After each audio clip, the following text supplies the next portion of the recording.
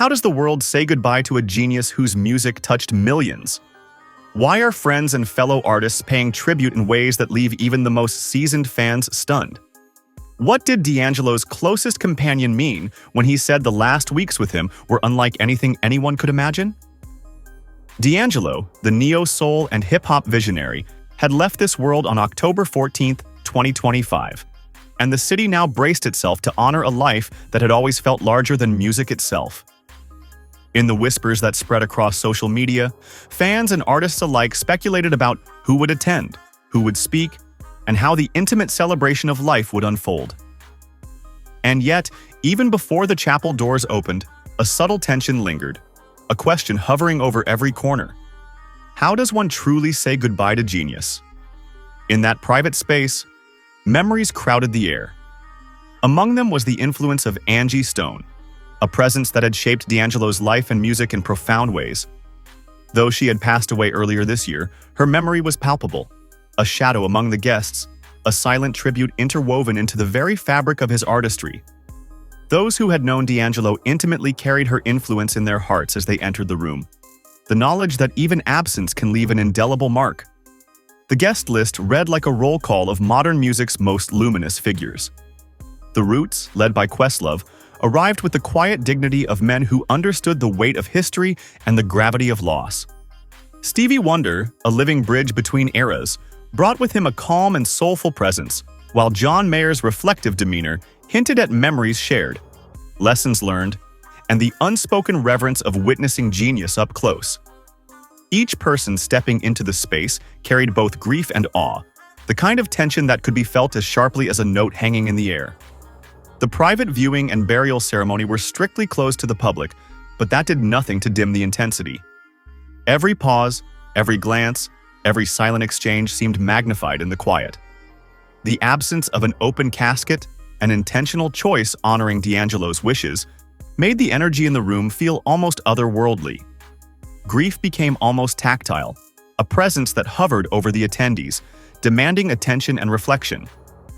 Questlove, who had shared decades of collaboration with D'Angelo, remembered the final weeks of the singer's life with a raw honesty that made the air itself tremble. "Music was always our template for communication," he said in a written reflection to be read during the service. In hospital rooms and quiet studios, the two had spoken without instruments, without the safety of familiar beats or melodies. They had talked about their hometowns, their pasts, and the narrow escapes from ordinary life that had shaped them both. Those conversations, intimate and unguarded, now felt like part of the room itself, lingering like echoes in the rafters. The Roots performed with a quiet intensity, their percussion resonating through the chapel as if tracing the very heartbeat of memory. Stevie Wonder's soulful expressions lent an almost sacred weight to the proceedings, a sound that seemed to suspend time. John Mayer's delicate yet heartfelt playing reminded everyone present of the personal connections woven through D'Angelo's career. Every note, every pause, every tremor of sound became an elegy, a conversation between absence and memory, between what was lost and what could never be replaced. Even in private, suspense lingered. Why had D'Angelo's funeral taken so long to organize? Was there tension among family members? Were they waiting for someone, for a resolution, or for a moment deemed right to proceed? These questions hovered unspoken, making the air feel thick, almost oppressive. Attendees felt the weight of history pressing down on them, a reminder that the farewell they were witnessing was not just a ritual but the crystallization of decades of influence, struggle, and brilliance. A letter from Barack Obama was read during the service, a tribute that bridged the intimate ceremony with the wider cultural significance of D'Angelo's life. The former president acknowledged his role in redefining soul and R&B, celebrating a voice that had shaped a generation and inspired countless artists. The words on the page seemed to carry the weight of a nation's admiration and the personal reverence of those who had known D'Angelo best. As the day unfolded, the memory of Angie Stone threaded its way through conversations and reflections. Her absence was keenly felt, yet her impact was undeniable.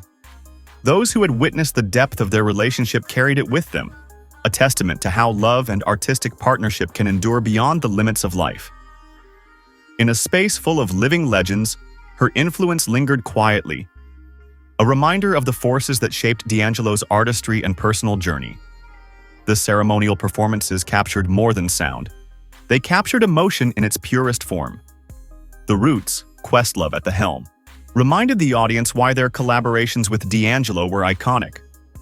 The improvisational fluidity of their music echoed the freedom and exploration that had defined his career. Stevie Wonder's participation carried a gravity that transcended simple tribute. It was a bridge between eras, a dialogue with history.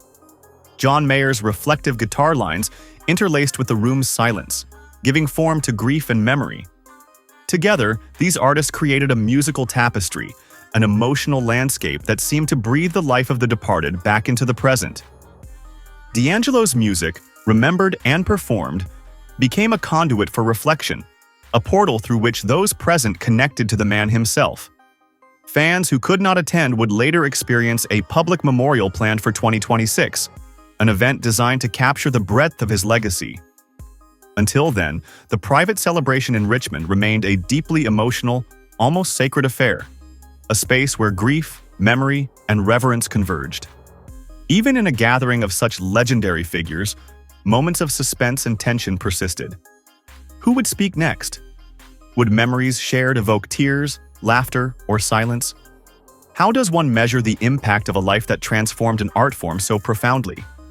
These unspoken questions filled the room as palpably as any musical note. The intimate viewing offered a rare window into D'Angelo's life beyond the stage. Personal stories, reflections from collaborators, and subtle acknowledgments of shared journeys painted a portrait of a man whose influence extended far beyond his albums. Brown Sugar, Voodoo, and Black Messiah had already cemented his status as a revolutionary artist, but in those private moments, attendees witnessed the human essence behind the genius. As performances continued, the atmosphere swelled with emotion.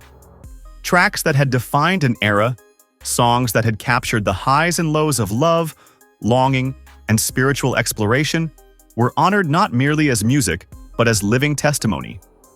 The call and response energy, the communal engagement, and the reverent silence created a space that felt almost timeless.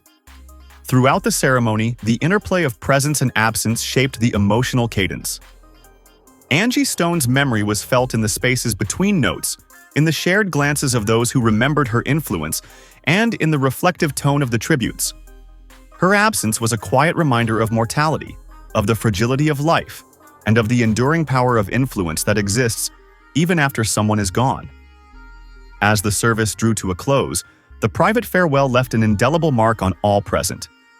It was not simply a farewell to D'Angelo as a musician, but a recognition of his humanity, his artistic vision, and the relationships that had defined his life. The stories, the music, and the silent acknowledgments created a narrative that would resonate far beyond the walls of the chapel. Yet the story was not fully complete.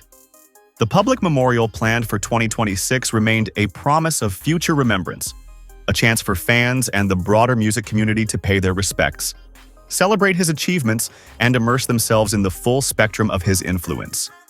Until then, the Richmond ceremony stood as a moment of reflection, an emotional crucible in which music, memory, and grief converged. And so, in that intimate chapel, with music weaving through the air and memories filling every corner, D'Angelo's spirit seemed to linger, almost tangible in its presence. The open casket farewell may have been private, but its echoes would travel far and wide, carried in song, in memory, and in the hearts of all who had been touched by his artistry. His legacy, like the notes that filled the room, would continue to reverberate, complex, profound, and eternally moving. For now, Richmond held its breath, honoring a man whose life had been a symphony of influence, inspiration, and innovation. And in that suspended moment, between grief and celebration, between silence and song, those present understood what it truly meant to say goodbye to genius.